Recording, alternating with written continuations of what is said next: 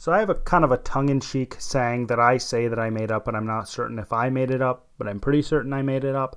And that saying is publish early, publish often.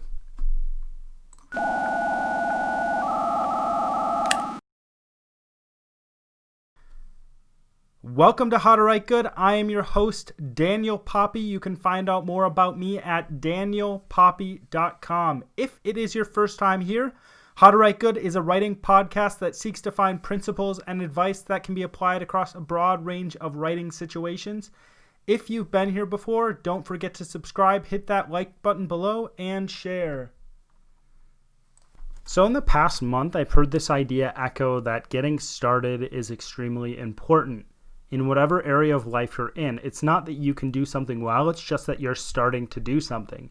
And by doing something, by taking that leap, you are actually putting yourself in a position where you're going to get better and better at the thing you choose to do. And then you are going to become so good at it that you're actually going to be an expert and you're going to do very well and you're going to be successful at it. But the beginning of that process is you taking that leap. And even though you are horrible at that specific thing you choose to do, you're still doing that thing. I think this idea is especially true for writers. And I think for writers, this specific idea of publishing early and publishing often is also very important. So I think that if we want to talk about this, I think we've got to talk about who is the typical writer. And if you are a writer or you've been around writers, you probably have a stereotypical idea of who a writer is. Now, I'm not saying that a writer fits this stereotype all the time or completely, but I think it is often the case that people of this specific personality or personality factors start writing because of the nature of their personalities. So the stereotypical writer is usually seen as an introvert. It is the person who doesn't like attention or the spotlight on them. And it is often the person who has a lot of ideas, but because they're shy or they're introverted, they actually express those ideas in a different way. So if you are someone who knows someone else who writes, and you talk to that person one-on-one, it is likely that person has a lot of things to say, but it is probably the case that you don't see them talking very often unless they've forced themselves to be that way.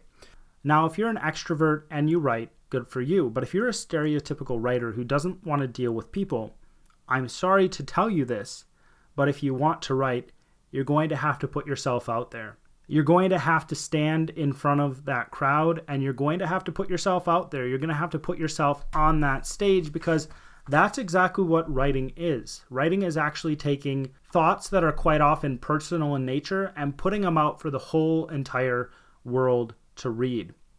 And this is why I say publish early and publish often.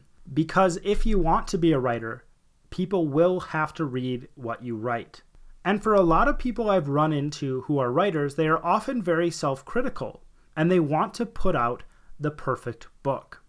They will not put something out that is imperfect. And there's actually this idea that I've run into that you must have the absolute perfect words when you're putting things on paper. If you don't have those perfect words, if you don't have those words that perfectly express what you're trying to explain, then it's not good enough to publish. I actually think that's rubbish advice.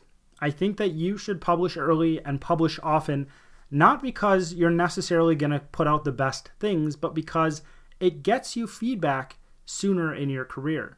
And it inoculates you to people who have both a bad reaction and a very neutral reaction to your work. When we do put our work out there, we get feedback from people whether we like it or not. And if you are uncomfortable with feedback, it helps you get to the point where you don't care. It helps you get to the point where you think, that's another person who complimented me, or that's another person who didn't seem like they liked my book very much, and I can deal with that because there's always going to be someone who dislikes what you're doing, and there's always going to be someone, or almost always going to be someone, who is going to love what you're doing. Without feedback, we can progress as writers. I definitely think it's the case that we can progress as writers, but with feedback, we see what people like. We see what people react to. We get the information from the person, and it might not even be good information, but it's something we can deal with. And then if it is something that is a good idea, we can implement it into our writing later. This is why people have this idea of beta readers, people who read a book before it's pushed out into the world. This is why people have content editors, because we need someone else to look at what we're doing before we push it out into the world, especially if we are a new writer. Now, what I just said seems to contradict this idea of publishing early and publishing often. But in your life, you are going to find it to be the case that it is very hard to find good beta readers, and it is very hard oftentimes to find people who are good content editors who are within your life, because you're probably one of the only people you know who does a significant amount of writing. I actually can think of no other person I know personally who is a writer and writing consistently. So if you know me and you listen to this, you can definitely reach out and tell me I'm wrong. But I don't know of anybody who I can say that person writes on a regular basis and they've made it a central part of their life. So by putting things out into the world and letting people read it, and you are going to get a lot of different types of feedback from people. Like I said, you might get people who hate it. They're probably not going to tell you. You might get people who love it. And the largest group is going to be the people who are neutral to what you've written. They're the people who read your book and in their mind they're going, meh, it wasn't bad, it wasn't excellent. And that's probably the hardest to deal with, and those are the people who you are trying to win over. And I think those are the people who can probably give you the best feedback, because they don't have an emotional investment in how the book was written, and they don't have something they've seen in the book that they're hating and they're going to reject immediately.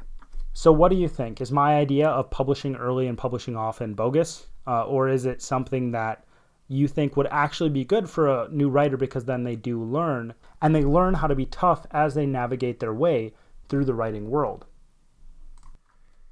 If you enjoyed this, you're probably wondering how you can support me. Well, you can actually do two simple things. Follow the first link below to grab a copy of my book, and then follow the second link and sign up for my newsletter. It's that simple. Those two things will mean the world to me and give me more time to write books and create content for you. As always, my name is Daniel Poppie, and this is How to Write Good.